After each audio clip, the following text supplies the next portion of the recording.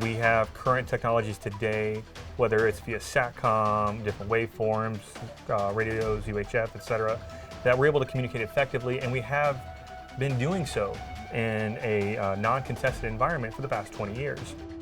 However, as we start to evolve and look at near-peer threats, we have to look at are we able to get that technology fielded, funded, and in the hands of the warfighters as soon as possible.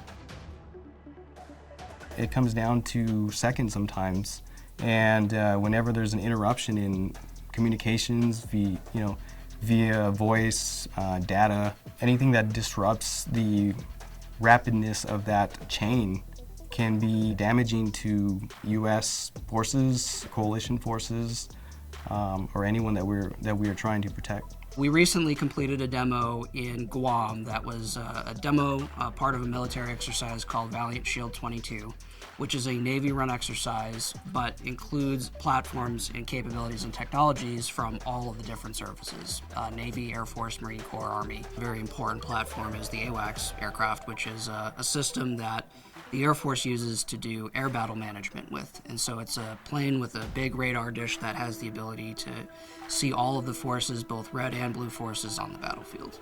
The problem is that that is the only platform in the fight that has that capability.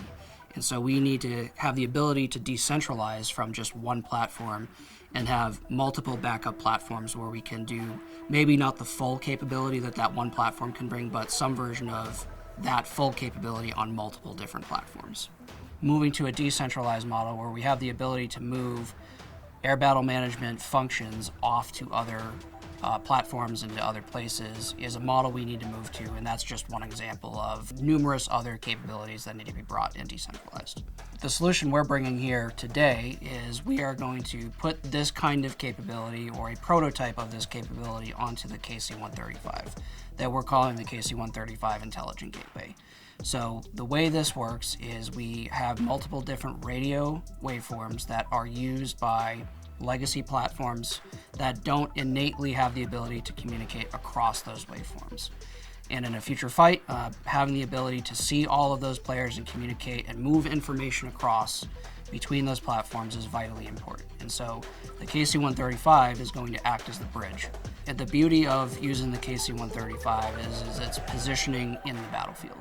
So its traditional mission of refueling aircraft in the air positions it well for just being generally in and around the battlefield. And so it has line of sight and visibility to a lot of players that are on the battlefield, and the ability with different kinds of communications to talk back to command and control centers. And so adding a few different legacy waveforms onto it and some computing capability, we're able to take those different communications and move information across on one waveform to another waveform to a different platform.